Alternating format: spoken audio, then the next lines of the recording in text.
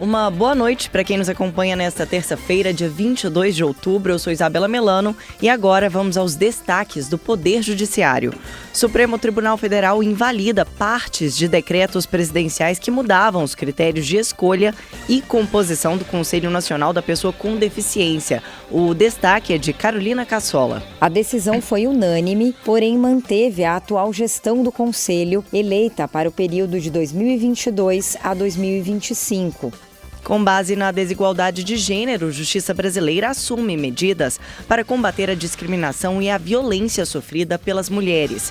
STF decide se a contribuição previdenciária em atraso e paga após a reforma da Previdência de 2019 pode ser contabilizada para tempo mínimo de aposentadoria. O destaque de Breno Zonta. Ao reconhecer a repercussão geral da matéria, o presidente do STF, ministro Luiz Roberto Barroso, ressaltou que a questão constitucional é relevante e que há grande quantidade de processos sobre o mesmo tema, o que abre o risco de decisões conflitantes. E ainda, o Conselho Nacional de Justiça abre consulta pública sobre parâmetros e quantificação de danos ambientais decorrentes de desmatamentos, degradação e também de incêndios. Agora são 6 horas e 17 minutos. Estamos ao vivo também no aplicativo do Rádio TJ Minas. Está no ar o Radar da Justiça.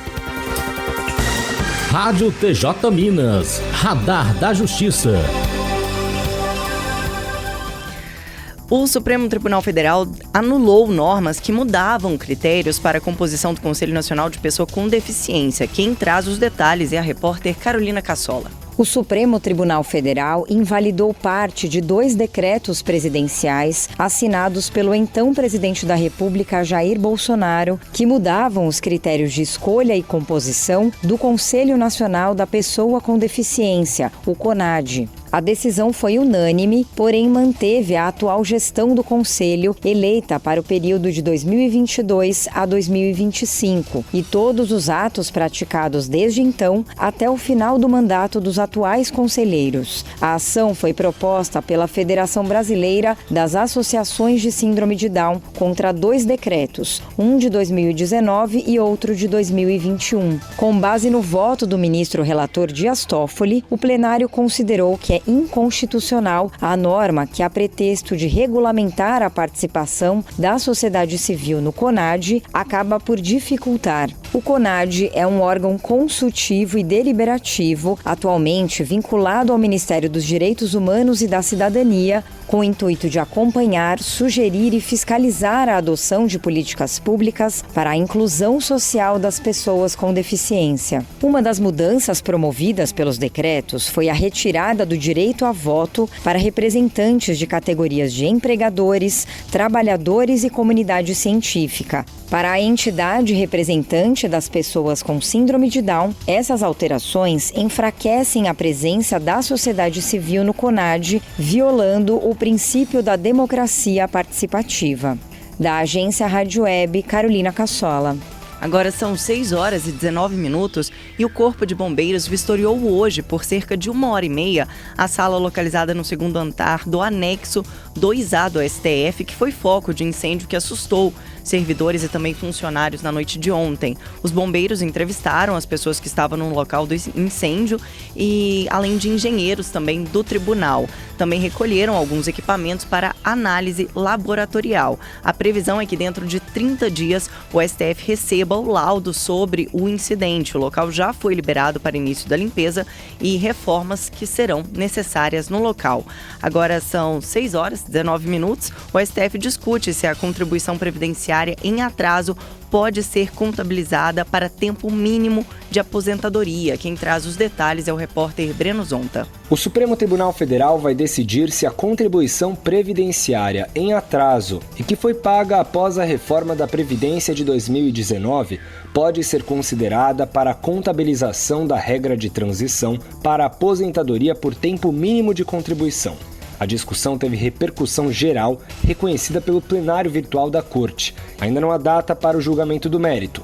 Inicialmente, o recurso extraordinário, apresentado pelo Instituto Nacional do Seguro Social, o INSS, questionou uma decisão do Tribunal Regional Federal da 4ª Região, que concedeu o direito à aposentadoria a uma mulher que, apesar de ter trabalhado, não efetuou a contribuição previdenciária antes da vigência da emenda constitucional da reforma da Previdência. Ao reconhecer a repercussão geral da matéria, o presidente do STF, ministro Luiz Roberto Barroso, ressaltou que a questão constitucional é relevante e que há grande quantidade de processos sobre o mesmo tema, o que abre o risco de decisões conflitantes. A maioria do tribunal acompanhou o presidente, ficando vencido o ministro Edson Fachin. Após a repercussão geral ter sido reconhecida, o processo foi distribuído por sorteio ao ministro Alexandre de Moraes, que agora é relator do recurso.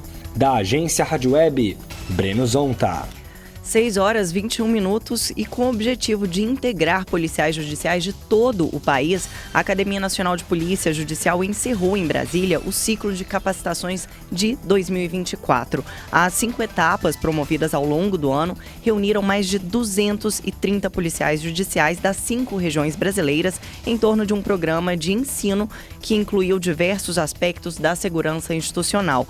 A série de cursos cumpre as diretrizes previstas na Política Nacional de Segurança do Poder Judiciário e também aprofunda a atuação da academia na formação desses agentes. Ao final da cerimônia, foram entregues os certificados aos policiais que participaram da última capacitação. Agora, para o próximo ano, 2025, vão ser ministrados treinamentos em primeiros socorros, inteligência policial e coleta de dados em fontes abertas da internet, além de técnicas aplicáveis ao Poder Judiciário. Agora são 6h22, a gente vai para um breve intervalo e no próximo bloco você confere: consulta pública do CNJ aborda quantificação de danos ambientais por incêndios e ainda regulamentação de advogados e advogadas dativos assegura direito de defesa. Daqui a pouquinho. Radar da Justiça. Estamos de volta, são 6h23 e o julgamento com perspectiva de gênero serve para fundamentar as decisões da justiça brasileira. Quem traz as informações é a repórter Priscila Mendes. A luta contra a desigualdade de gênero e a violência contra as mulheres é um desafio constante no Brasil. Nesse contexto, o Poder Judiciário tem desempenhado um papel fundamental na defesa dos direitos das mulheres e na construção de uma sociedade mais justa e igualitária. O protocolo publicado pelo Conselho Nacional de Justiça e adotado por todo o Judiciário para julgamento com perspectiva de gênero completa 3 anos este mês, com resultados e ações que apontam um caminho de transformação na justiça brasileira. Concebido em 3 partes, o protocolo traz informações teóricas sobre questões de gênero, um guia para a magistratura, apontando o passo a passo processual e traz ainda questões de gênero específicas dos ramos da justiça, com destaque para os temas transversais, dando cumprimento aos tratados internacionais, normativas, política judiciária e à Constituição Federal. O protocolo também é mais um instrumento para que seja alcançada a igualdade de gênero de forma a atender o Objetivo de Desenvolvimento Sustentável, a ODS 5, da Agenda 2030 da ONU. Até então, o Brasil não tinha um protocolo para colaborar com a implementação das políticas nacionais relativas ao enfrentamento à violência contra as mulheres e ao incentivo à participação feminina no judiciário, como em outros países. O normativo também instituiu a obrigatoriedade de capacitação de magistrados e magistradas em temas como direitos humanos, gênero, raça e etnia em perspectiva interseccional. Da agência Rádio Web, Priscila Mendes. E as diretrizes necessárias para a nomeação de advogados dativos são instituídas pelo CNJ. Quem explica é o repórter Fabrício Veloso. Esses profissionais, conforme a norma, devem ser designados pelo Poder Judiciário em locais onde não haja um membro da Defensoria Pública que atue na comarca. O intuito é assegurar àqueles que não podem pagar os serviços de assistência jurídica e a ampla defesa. O ato normativo atende à recomendação feita pelo Tribunal de Contas da União ao CNJ, no sentido de garantir a transparência e o controle da escolha de dativos. De acordo com o texto, as cortes irão fixar as regras para o cadastro de advogados e advogadas dativos, bem como os valores que serão atribuídos aos honorários advocatícios desses profissionais. Os critérios a serem adotados pelos tribunais, que têm 90 dias para regulamentar o funcionamento desse tipo de assistência jurídica, podem incluir convênio de cooperação com as seccionais da Ordem dos Advogados do Brasil para aproveitamento de cadastro. No entanto, os tribunais poderão criar cadastros próprios de voluntários e dativos, disponibilizando-os para consulta de magistrados e magistradas. A normativa prevê que a nomeação de advogada ou advogado dativo poderá ocorrer ainda nos casos em que a Defensoria Pública informe a incapacidade de atendimento. Essa nomeação é ato exclusivo da magistratura. Do Tribunal de Justiça de Minas Gerais, repórter Fabrício Veloso. Agora são 6 horas e 26 minutos e o Conselho Nacional de Justiça publicou hoje um edital de convocação de consulta pública sobre os parâmetros de quantificação de danos ambientais decorrentes de desmatamentos, degradação e também de incêndios. Até o dia 19 de dezembro, órgãos públicos, entidades privadas e da sociedade civil podem se manifestar sobre os reflexos dessas ações na biodiversidade e também na disponibilidade de água, além dos impactos sobre os povos e comunidades atingidos. De acordo com o edital, deve ser levado em consideração o bioma em que ocorreu o dano ambiental e também a bacia hidrográfica em que ele está inserido. O intuito é oferecer instrumentos para o judiciário atuar no cenário de aquecimento acelerado da temperatura do planeta que foi observado nesse último ano. A necessidade de estabelecimento de parâmetros é prevista na Política Nacional do Poder Judiciário para o Meio Ambiente. E em novembro de 2022, o CNJ realizou a primeira consulta pública para a elaboração desses parâmetros e as contribuições serviram de base para a primeira edição do protocolo para julgamento de ações ambientais. As contribuições para essa nova consulta pública podem ser feitas por meio de formulário que está disponível no portal do CNJ, cnj.jus.br. Agora são 6 horas e 28 minutos. No próximo bloco, um giro pelos tribunais brasileiros. Radar da Justiça. Estamos de volta, são 6 horas e 29 minutos. Vamos saber o que é notícia pelas cortes do Brasil. Mutirão carcerário em novembro vai ser pelo Sistema Eletrônico de Execução, Cid Marcos. Vara de Execução Penal de Porto Velho e o GMF, Grupo de Monitoramento e Fiscalização do Sistema Carcerário e do Sistema de Medidas Socioeducativas de Rondônia, se preparam para o Mutirão Processual Penal 2024. A iniciativa é do Conselho Nacional de Justiça e vai ser realizada em novembro em todos os estados do país. Um comitê será instituído para alinhar as ações locais às nacionais. Em Rondônia estão previstas a revisão de 4.819 processos em todo o estado, que serão trabalhados um a um, conforme a portaria da presidência do CNJ. Processo de união estável post-mortem de 53 anos é finalizado pela Justiça de Roraima em tempo recorde. O destaque é de Cristina Mara. Com o objetivo de garantir os direitos pós-mortem de uma relação estável de 53 anos, o Tribunal de Justiça de Roraima, por meio do Centro Judiciário de Solução de Conflitos e Cidadania, concluiu em tempo recorde o processo de reconhecimento da união estável em apenas 14 dias.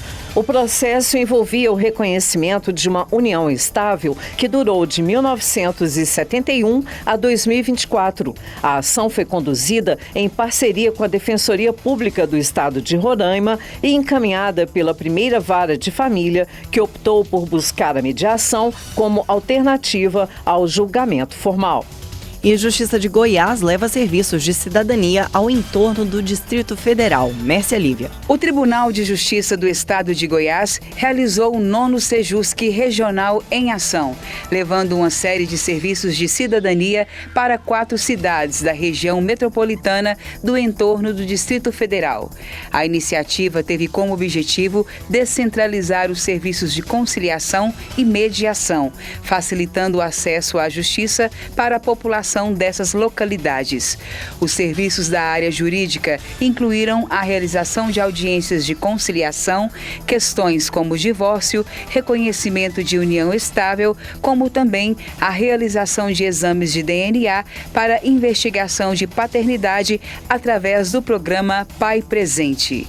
Justiça cearense assegura pagamento de quase 8 milhões de reais a professores da rede pública. Lígia de Matos. O Tribunal de Justiça do Ceará, por meio da comarca de Aiúba, determinou o pagamento de aproximadamente 8 milhões de reais para mais de 600 professores da rede pública do município. A decisão beneficia profissionais da educação básica, ativos, aposentados e pensionistas, com abono relativo ao período de 1997 a 2006, reconhecendo o direito a esses valores com base no Fundo de Manutenção e Desenvolvimento do Ensino Fundamental e de Valorização do Magistério. O valor corresponde a 60% do montante do precatório oriundo do processo e tramitou na Justiça Federal. 6h32. O Radar da Justiça de hoje fica por aqui. Você pode rever este programa no canal da TV TJ Minas no YouTube. Uma ótima noite.